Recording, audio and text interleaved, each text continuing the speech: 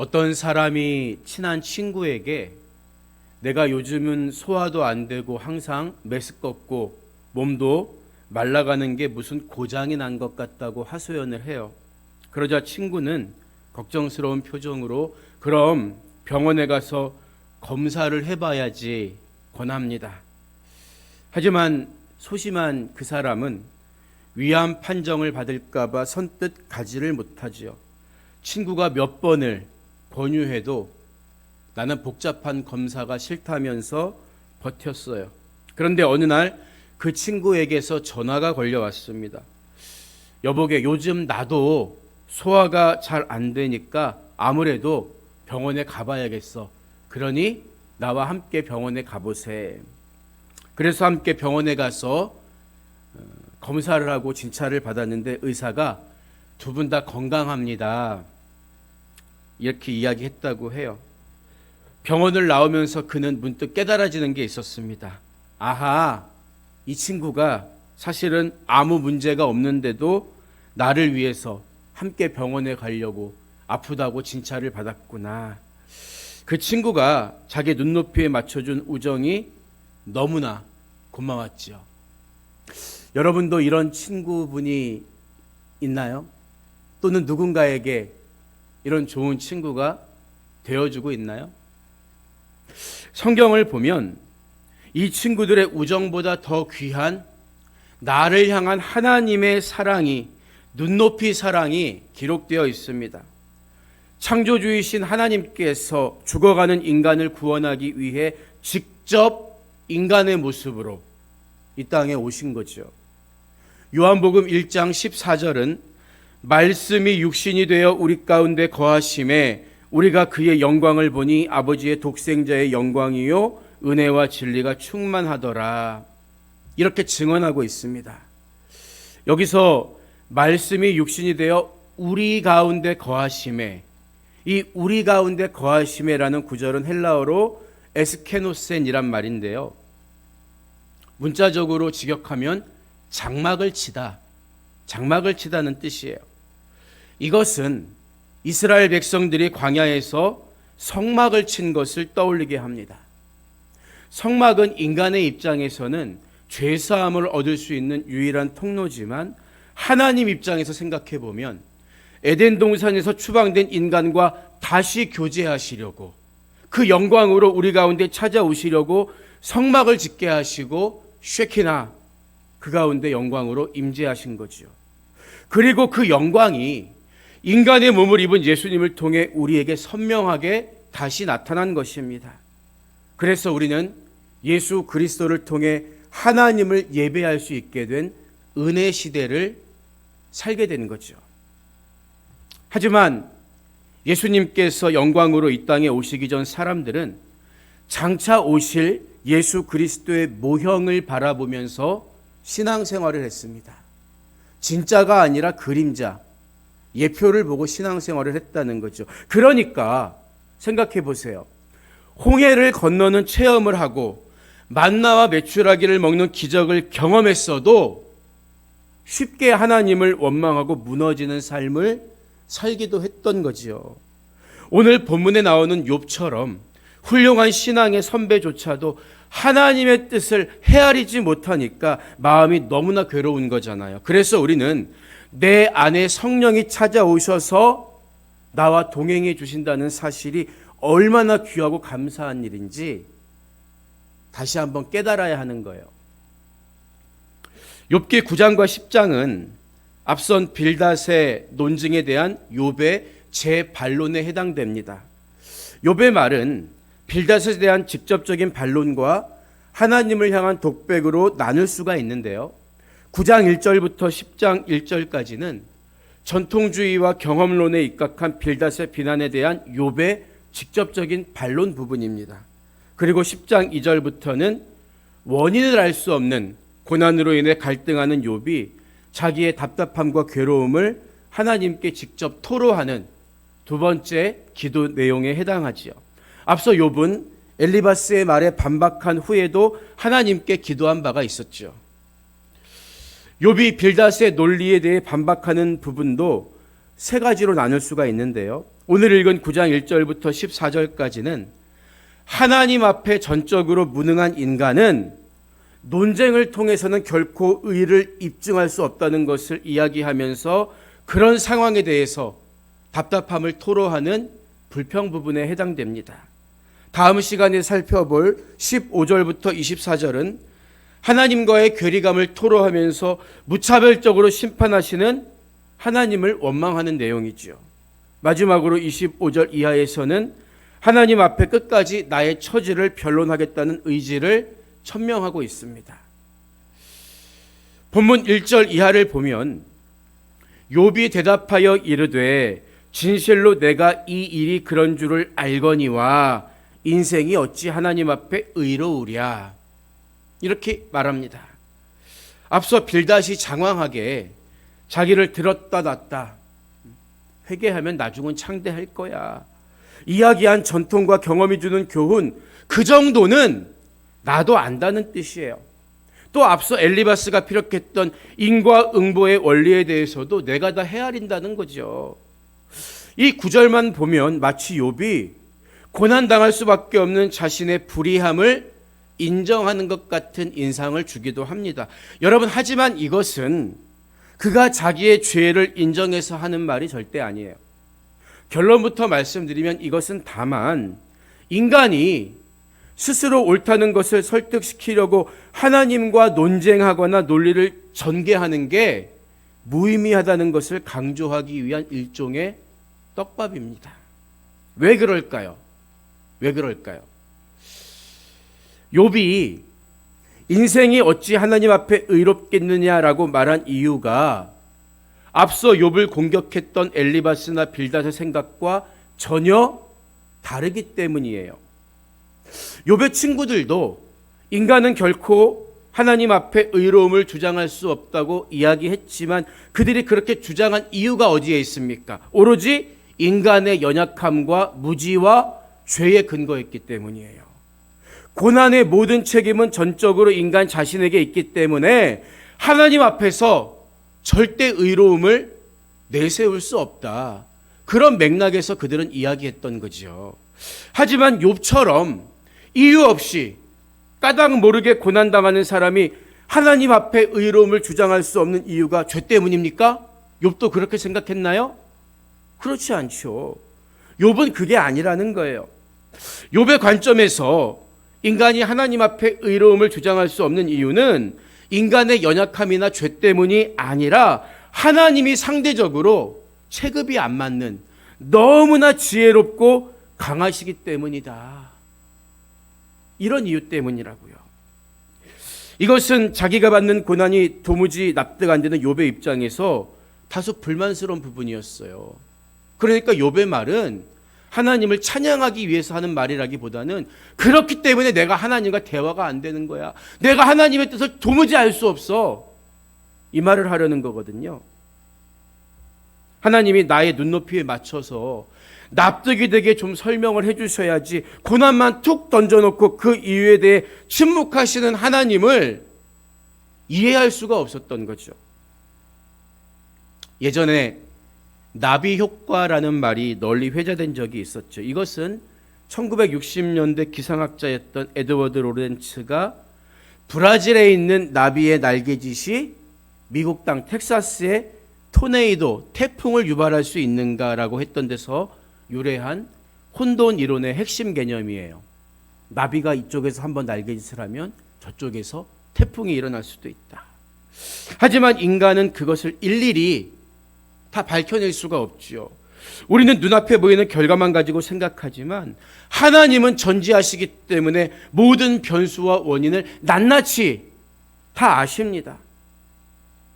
그래서 인간이 하나님과 변론을 하려면 무언가 이 비슷한 부분, 공통 분모가 있어야 하는데 전지하신 하나님 앞에 한낱 인간에 불과한 욥 자신이 억울함을 피력한들 납득이 되겠느냐는 게 욥의 자주 섞인 말이에요. 그래서 뒤에 가서 9장 32절 이하를 보면 욥은 하나님은 나처럼 사람이 아니신즉 내가 그에게 대답할 수 없으며 함께 들어가 재판을 할 수도 없고 우리 사이에 손을 얹을 판결자도 없구나. 이렇게 말하는 거죠. 그러니까 욥은 엘리바스나 빌닷이 말한 관점과는 다른 의미에서 하나님만이 의로우셔, 이렇게 말하고 있다는 것을 알 수 있는 거죠. 이런 맥락에서 3절과 4절을 보세요. 사람이 하나님께 변론하기를 좋아할지라도 1000마디에 한마디도 대답하지 못하리라. 그는 마음이 지혜로우시고 힘이 강하시며 그를 거슬러 스스로 완악하게 행하고도 형통할 자가 누구이랴. 즉 전능하신 하나님과 그에 대비되는 인간이 논쟁을 하는 것은 애초에 불가능하기 때문에 자기는 하나님 앞에 의로움을 주장하는 게 불가능하다, 그렇게 말하고 있는 거예요.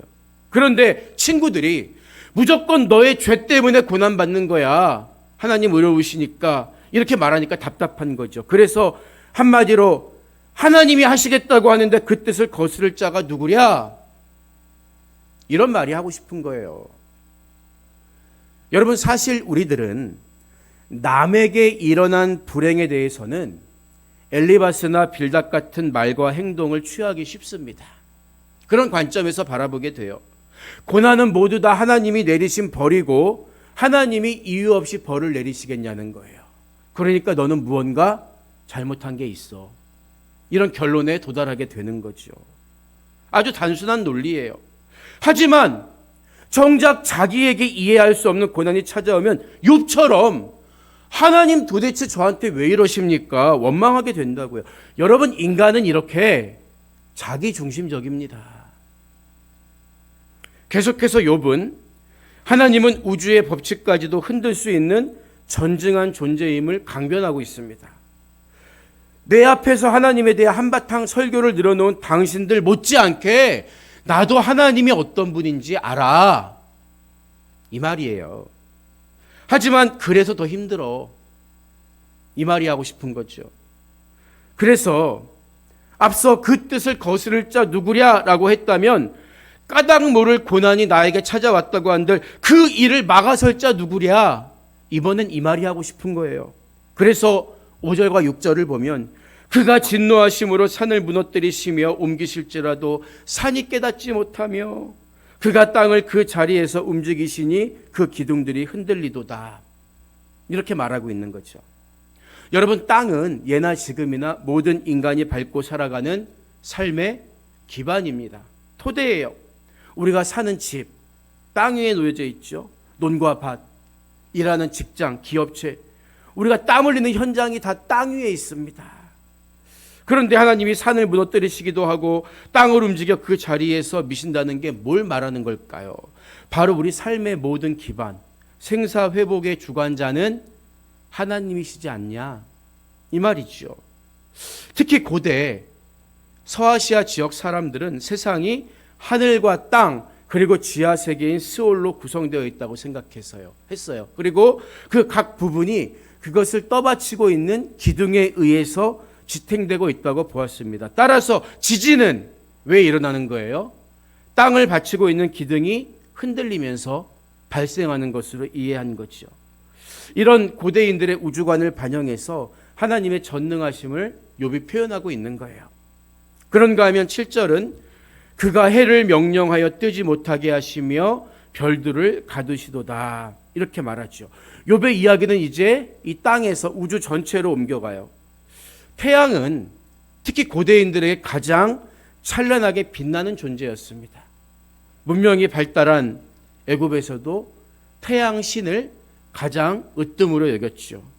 하지만 출애굽 당시 하나님은 바로가 태양 신의 아들로 숭배받던 그 애굽에서 태양빛을 가리심으로써 하나님만이 참신임을 보여주셨다고요. 욥은 그보다 훨씬 앞선 아브라함과 같은 족장 시대를 살았던 사람으로 추정되지만 이미 하나님만이 온 우주를 홀로 다스리는 유일한 존재라는 것을 믿음으로 고백했던 거예요. 그래서 8절 이하를 보면 그가 홀로 하늘을 펴시며 바다 물결을 밟으시며 북두성과 삼성과 묘성과 남방의 밀실을 만드셨으며 측량할 수 없는 큰 일을 셀 수 없는 기이한 일을 행하시느니라, 이야기하는 거죠.